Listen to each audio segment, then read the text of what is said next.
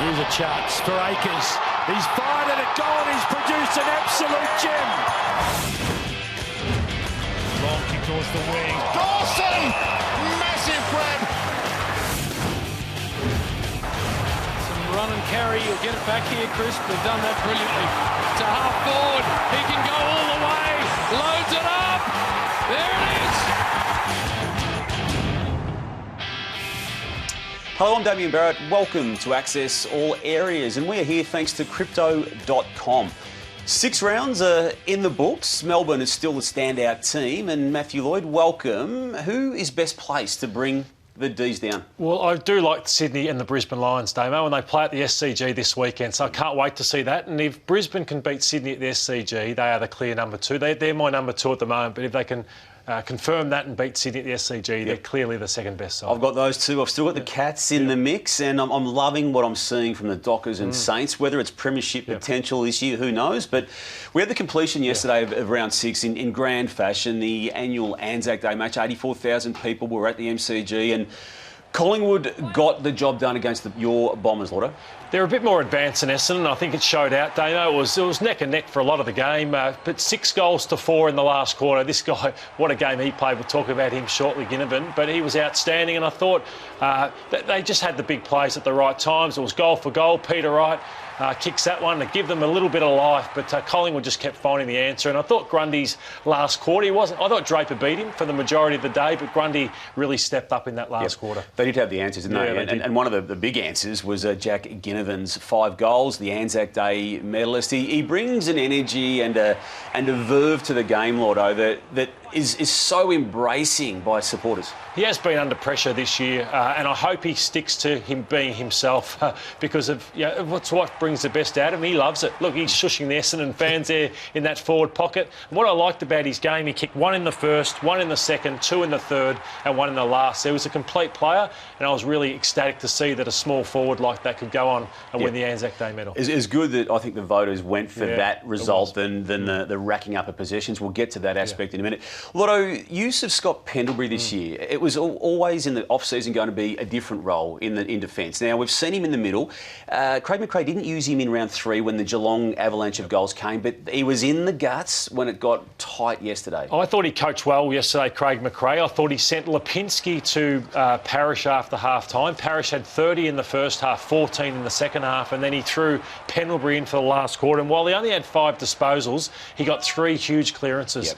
That's where Essendon were belting up Collingwood around the clearance. He made that move, and it was a match-winning move, I thought. We talked about the racking up of possessions. It happens weekly. It happened with Darcy Parish again yesterday. 42 in total, 31 of those, or 44 it was, 31 of those were handballs. Lordo, just lining him up against one of his many opponents on the day, how did you rank the game? Oh, I thought Jeremy Howe was my second best on the ground. Ginnivan was the best, and I would have had probably Jordan in front of Darcy Parish. I thought there was too many backwards handballs, too many 1-2s. Look at that. He had, of his 30 disposals to half-time, he only had 1 inside 50, 3 out of 44, and only a couple of score involvements. So, yeah, I think he was brilliant around the clearances, but I think he didn't get as much out of his disposals as he would have hoped for. You were very vocal on this show last week about the Bombers. There was a significant improvement yesterday, but ultimately it wasn't able to get the job done against a team that's also around its mix. The day you start celebrating losses is the day that you've got to question yourself as a footy club. And I'm not saying they've done it internally, but you can't slap yourself on the back for losing to a youngish side in Collingwood as well. So, they've got the Western Bulldogs this week. So, again, it was a little bit better, but still they've lost another game of footy. Dane Rampy's someone who will never, ever settle for anything other than a win. And I raise that, Lloydo, in the context of what we saw in his game, the Swans game against Hawthorn early in Launceston. So, Lloydo, have a look here and take us through this. Chad Warner hasn't filled the hole the way Rampy wants him to. He's not happy. You look at the scoreboard, and they were poor against North Melbourne as well. And look at Warner. So he's got to drop in the hole. Rampy's saying, look at me. I want you in a different position. But he didn't even turn his head to look. And then Rampy gets done over by his forward. And that's what defenders don't like. And they were off early in the game. And that's probably why they are off Melbourne and Brisbane, in my opinion. They were poor against Sydney. against North Melbourne when they should have belted them, Yep. and they were poor again in that first quarter yesterday. That's a bit of immaturity from them. Really? Yeah, okay. Yeah. Well, they were 5 goals down, as we saw. They kicked effectively the last 9 goals of the game to win by 41 points out of nowhere. The man we just mentioned, Chad Warner, he's about my favourite player to watch this year, Lloyd, the way he's carrying himself, and his figures in this sequence of events here. They've got the afterburners on here, and then it still takes some genuine skill to kick that goal in that moment and to ignore other leads that he's had. But look, they just turned it on in this last quarter. They did. Callum Mills is an absolute superstar. So he'd be all-Australian sentiment probably at the moment with the way he's playing. And they've just got McInerney, they've got obviously Warner. The list goes on and on with the way they play. Even Ronk's just come out of nowhere. They kicked 9 goals to 1 in the last quarter and just blew the Hawks apart. So yeah, they're in a good space. I love what Blakey's doing off halfback as well. So they've got the best young kids in the game. And then Buddy's, he's just a little the icing on the cake at the moment. So they're in a wonderful position. Did it also too? I mean, again, it's against Hawthorn, so it's a relative win. But McCartan, who we're about to see, Paddy McCartan went down again, and also Logan McDonald was taken out of the game in that big man stakes. These are the incidents that saw McCartan subbed out, Lordo, and any time he has contact to the head region, as was there with Wingard on the back of their head, it is cause for concern. There's an ultra cautiousness around all these deliberations around him for so many obvious reasons. You can see the distress there. I mean, it's powerful moments coming out of the Swans room, and you can see how disconsolate he was when told that he's not coming back into the game, and what that means for him right now. It's going to miss a game of footy under the protocols at least, and there's going to be a level of caution, Lordo, attached to this that doesn't just involve the Sydney Swans, I feel, from what happens from him. The first one, I think he could be smarter with it, Damo. He went back. I reckon he could have got front and square to protect himself a little bit more. And I think the second one, that was just unlucky. And hopefully he's back in a couple of weeks. Yep. Well, even before round 6 matches, Andrew Brayshaw was head of the Coaches Association voting. He stays in that position. There's still a couple of matches yet to be added to, but we don't expect the leaderboard to change the shape it's got. It's an extraordinary situation to have him up there, one out, and also Jack Higgins down the bottom. Yeah, I just wonder if he'll be the captain of the Fremantle Dockers next season. Remove it from Nathan Fyfe. Let Fyfe just concentrate on his body. But what I love about Fyfe is Brayshaw is he's as honest as there is a midfielder in the game. He and Callum Mills play a similar way. They don't cheat. They don't run forward. They have a respect for their opponent when they lose possession of the footy. He laid 8 tackles on the weekend. Wow. There's a lot of mids who don't lay a tackle in a game. And he had 27 disposals. And they stick, and they stick. Yeah, he's as honest. And I think that's why they took him at pick 2 in the draft, because they thought he's the type of player that will stay and he'll remain at the Fremantle Dockers for the duration of his career. And Lotto, is it possible that he's got better quicker than expected because of the exit of his great mate Chera from the mix?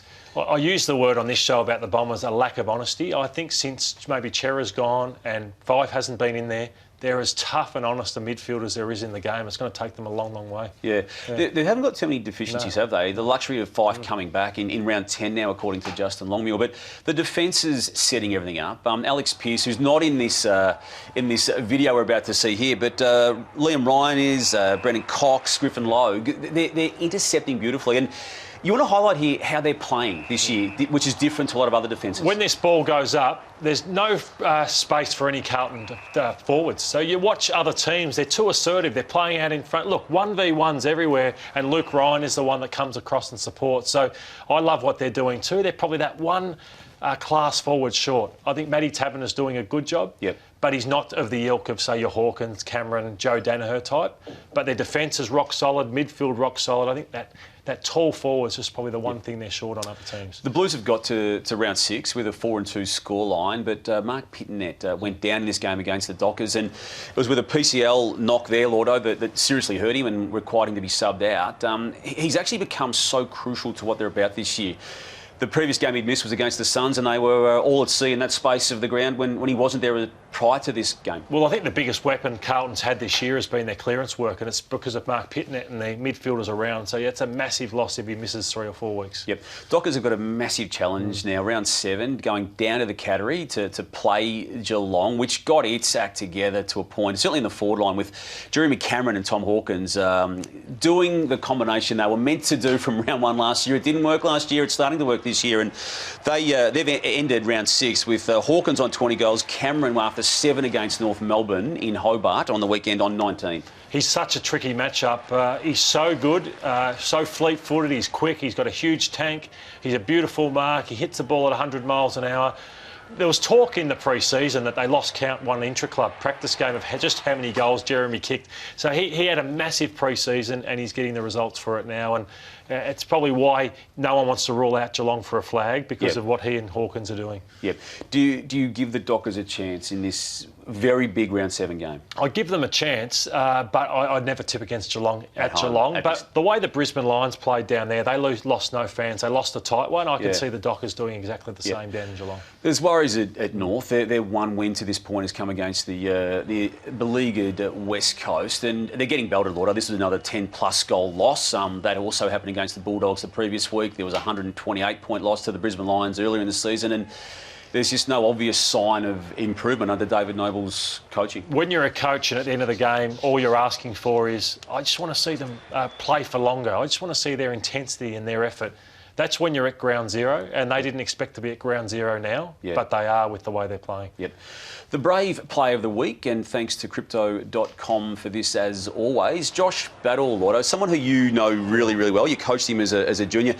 They had no rider in this game out with suspension. Jack Hayes went down early with a knee, and Rowan Marshall was struggling to even walk with a couple of corkies. He just went from centre half back into the ruck and held up. Yeah, I had him in the best two players on the ground. I thought he was enormous. I had Higgins best on ground, and Battle had 23 disposals, 10 marks, and while he didn't win many tap-outs, he was like a ruck rover. It actually helped them. Pruce's hit-outs didn't do much, and Battle was too good for him at ground level, so he was outstanding. They're finding a way, aren't they? They are. They're finding a way. Yeah. They've actually beaten the Dockers, one of the teams with them on 5-1. Are we allowed now, if you're a Saints supporter, to dream a little bit bigger than you may have even 3 weeks ago? I think dreaming for top four should be the goal now. I think they are clearly, along with the Fremantle Dockers, fighting for that fourth spot, and I think they're in the best 5 sides in it. 1-5 in a row. I don't think they're having too many issues with any sides they're coming up against, and as we said last week, defence and attack is just in sync together at the moment. The team that won a final last year and against the Sydney Swans was GWS. They're a long way away from even being in a conversation around making it in 2022, and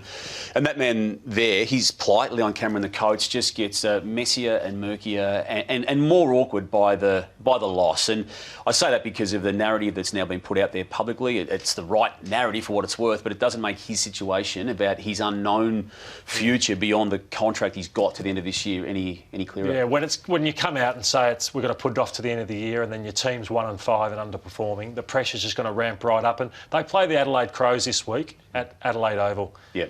And the Crows were seen to be a bottom 4 side, but I think the Crows are going a lot better than the GWS Giants, and I expect the Crows to beat them. So that just shows how far the Giants have fallen. There's a bounce to the Crows play, isn't there? And there isn't to the Giants, and it's going to be a key part of what lies ahead in round 7. For the Bulldogs, it used to be soldier down, soldier up. He's run out of soldiers. We haven't got a lot of players to call on at the moment. The next sort of tier are not quite ready.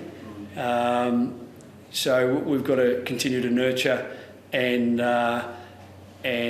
develop the boys who are in the side until we get 1 or 2 back who might be candidates to come into the team and help a little bit. A lot of questions now for them to wade through, and they're starting to deal with those questions immediately after their 4th loss of the year against the Crows. Lord, there's excuses, there's reasons. Luke Beveridge just touched on them then. Keith out, English missed with a hamstring more for some time. Josh Bruce has been a massive loss since going down late last year. Hunter was injured, Vandermeer's out. There's others, but there's no obvious turning it around, is there? No, they're so midfield heavy that I think I'll be strong here. I think Ugelhagen for a young player hasn't been competitive enough.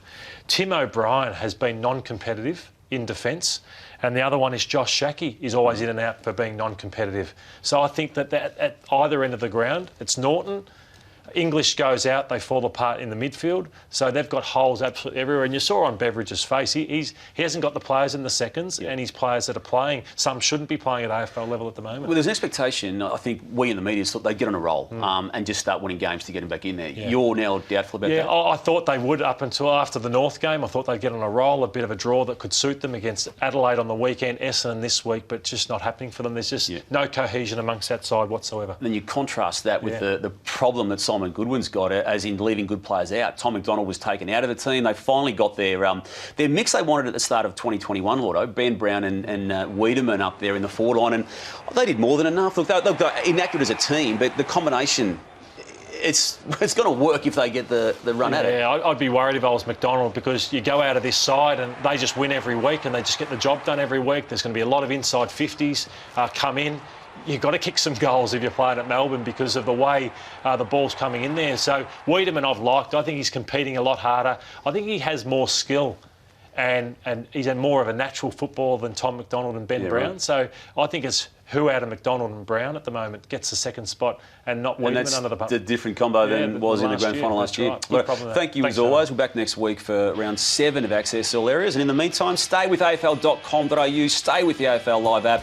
Every morning, AFL Daily drops at 7:30. For all your AFL news, afl.com.au.